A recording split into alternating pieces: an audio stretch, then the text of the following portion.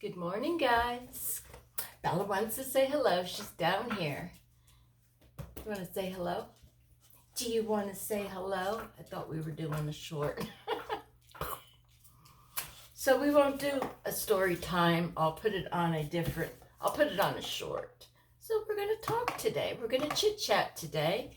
It seems you guys like that when I did the poll.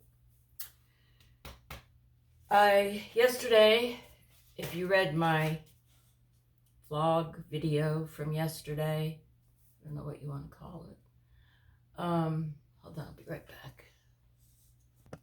I'm back. Let's name that movie. Excuse me, my nose is dripping like crazy and I have medicine for it. Believe it or not, my skin doctor, because I have skin cancer, well, not active now, but every once in a while it'll pop up. Anyways, my skin doctor, when I went to my skin doctor last, I says, can you check? And I felt really bad. Can you look in my nose because there's a sore in there? And the first thing I said, because it drips and now I have a sore. He says, I got something for that. So it's a nasal spray, one spray in each nostril. I usually just do it in the morning and it works like a charm. If you want the name of it, it's a prescription, but there's barely any side effects. Not that I have looked up the side effects, because you look the side effects up on any medicine and it's like, oh my God, I don't want to take this. I'm going to wake up one morning with no toes. You know what I'm saying? So if you want the name of the medicine, it's a nostril spray, let me know. It's a prescription. I said that. So yesterday, if you watched my video from yesterday, me and hubby went shopping, grocery shopping, nothing exciting. I tried to keep it under $100 because that's all I had, because I didn't want to put it on my Walmart credit card. And I put my credit cards away. And that little voice said, just in case, Michelle. So that just in case wound up being $50. That ain't too bad. The way food is, and it's not like, I think I bought one package of chicken, some soup, most of it was crackers, eggs, the stuff that you need. So when I got back, I was feeling really tired, and I don't really have the living room to myself because he's got the TV over there blasting. He's blind in one eye and deaf in one ear, so it's not funny. I'm not laughing. It's just, I could never remember what eye he's blind in, because many years ago, he was in the landscape business and he was working. Okay, I guess we're going down this rabbit hole. This is even before I met him. I think he was in his 20s. He was working. He got something in his eyes. Now, mind you, I'll set the scene. He was working in the Florida hot summer day. And he was working for somebody, so it's, get it done, get it done, get it done. So we can go on to the next job. He did mostly condos and houses and stores and stuff like that. So he got something in his eye, didn't think too much about it, went home, put eye drops. Next morning, he woke up in excruciating pain. His girlfriend that he was with took him to the hospital. They said, you got to go to Miami's Mount Sinai Hospital. They admitted him. He had a fungus in his eye that was eating away at his cornea. So he spent several days in the hospital. He said his girlfriend then stayed with him because he had to put eye drops in his eyes every 3 hours, plus the nurses were putting eye drops in. Long story short, he wound up, it ate his cornea in his eye. So it kind of, if you look at him straight on, his one eye goes this way. It's So that's his story. So if you get something in your eye, especially if you live in a hot climate like Florida, Texas, California, and you're working outside and you get something in your eye and it doesn't seem to go away, go to the eye doctor, please. He said it's very common. So let's go back to yesterday. That was way out the rabbit hole. So we went grocery shopping. And then by the time I got home, I just felt blah. And I was still feeling irritable. And you know what? I think it's something in the air. Or maybe we're all just getting cabin fever, because that's all I watch is YouTube channels. Although yesterday I watched a movie and I didn't fall asleep. What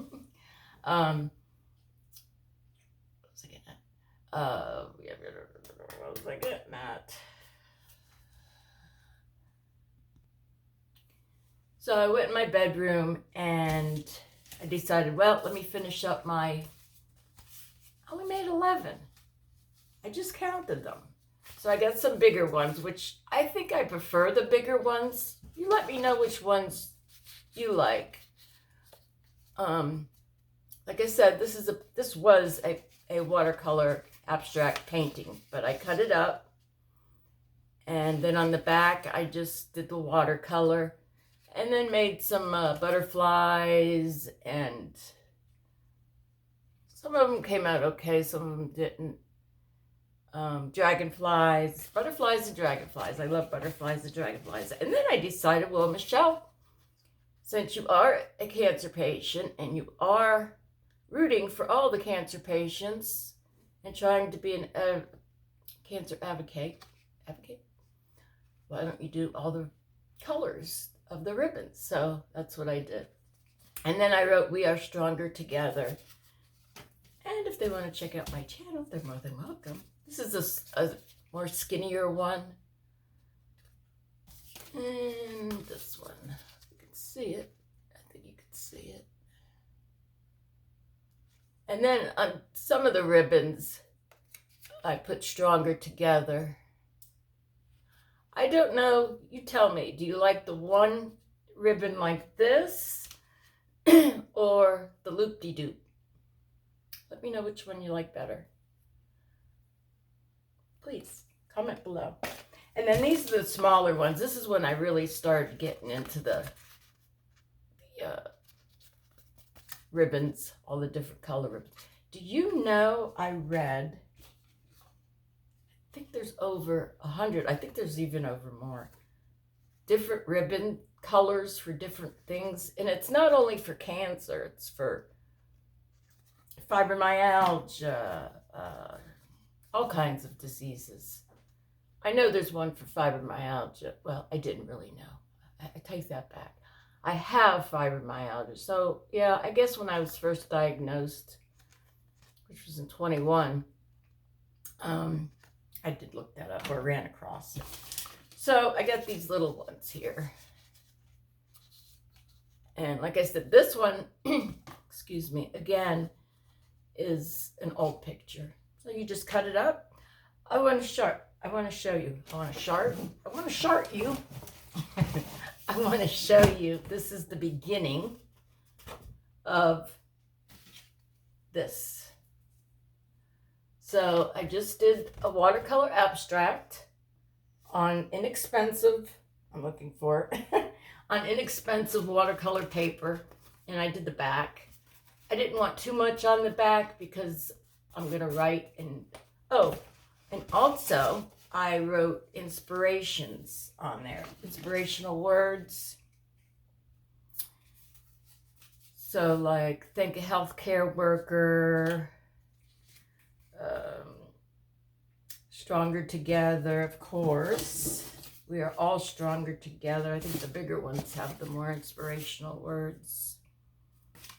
This side, Michelle, this side. Hope, balance, laugh. Love. And then we got hope again. Rest, breathe. Every breath, every step.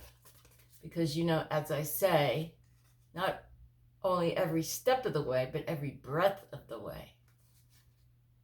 every step, every breath of the way. We will all one day, have a cure for cancer. Not just one cancer, all cancers. And then, of course, something else will pop up, you know. So that's how you, oh, that's what I was going to show you. Excuse my head. So this you could buy on it at Walmart or Amazon. Sorry about the glare. Grimbacher. I'm not sure how to pronounce that, but there it is. Watercolor paper. They have watercolor paper. They have sketch paper. They have all kinds of papers. This is a 9x12 cold press. Like I said before, I do like the cold press. And this is 140 pounds, which means it's a nice thick, can you hear it? Hopefully I get, it's a nice thick paper. So that's what I did yesterday. Oh, I watched a really good movie. I watched this, it was filmed, or I guess filmed in 1991. Remember Me. And I said, I think I watched that movie. But when I watched it, it was a good movie, and I'll recommend it to you. Excuse me. I thought it was another movie about a cancer patient, because it was very similar. You know, the guy, oh, I can't think of the movie. It was a big hit. It had series. Can't remember, so we'll just pretend I didn't say that. So Remember Me. That's not what you're looking for, Michelle. You're looking for your notes. There they are. You guys hid them from me. And in that movie, okay, let me go back to the movie's called Remember Me, and it's on Fawsom. We stream Fawsom, Fawsom. Remember Me. I give it 5 stars. And for me, it hit home.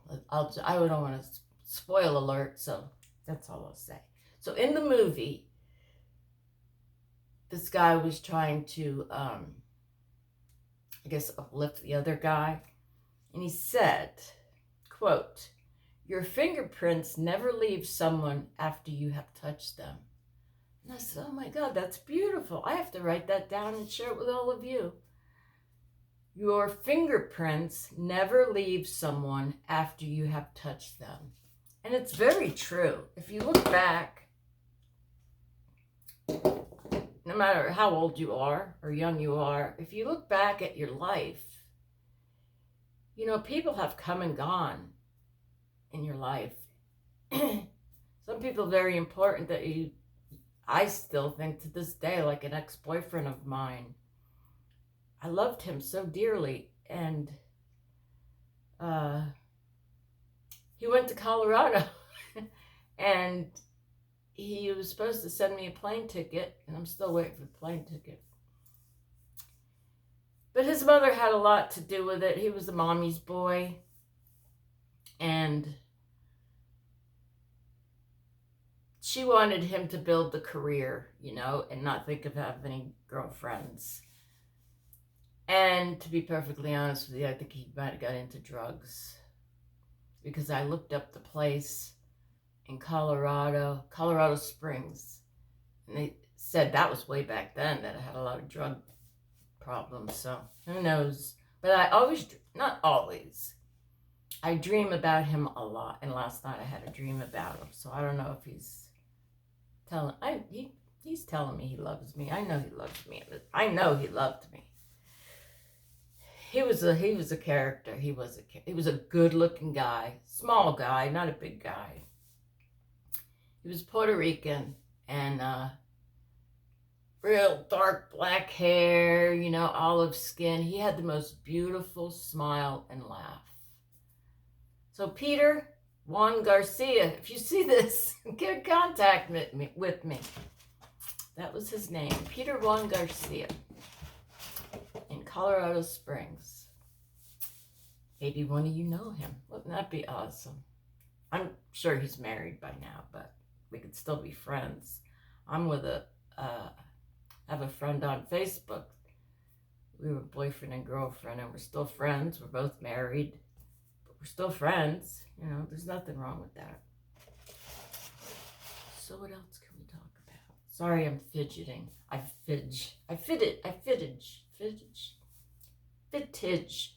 That's not the right word. Oh, today's Friday. So we got Friday, Saturday, Sunday, 3 more days, and I get answers. Oh, so I will share my oncology with you all. I don't know if I'm going to film inside. I feel kind of funny, but at the same time, I'm getting to know him. This is only the second time that I'm actually seeing the oncologist doctor. I usually see the PA. So I don't know how comfortable I'll feel. Depending on how comfortable I feel, I'll ask him, you know. I won't maybe show his face. Maybe I'll just put the camera down so you can all listen, because I'm going to be by myself. I could ask my 94-year-old father to come with me, and he would be more than happy to come with me, but he can't hear. So there's no sense of him coming with me other than having him there with me. And another reason, I don't want him to worry. He doesn't even acknowledge that I have lung cancer, or he's just pretending that it's not there, because he never brings it up, you know. And I had told him, Christmas time, I told him that I have a lot of oncology appointments and tests coming up, and he hasn't mentioned it since. So I talked to my aunt, his sister, and she said, I think it's a better idea just to not let him worry, and I don't want him to worry. He doesn't need to worry about me, because I'm strong. I'm strong like bull. So I have a lot more to do, because I only have 11 done. That's nothing. There's probably 11 caregivers, care team in that place. No, there's more, because you got the oncologist office on one side, then you got the radiology department on the other side. So there's a lot more. But I did make them all Christmas cards, and they were all happy about that. So I think I'm going to let you guys go and get busy on my book covers. My bookmarks, Michelle, bookmarks, brain. And I'll see you soon. I love you guys with love and kindness in our hearts. We are all stronger together. And I'll see you soon. Catch it.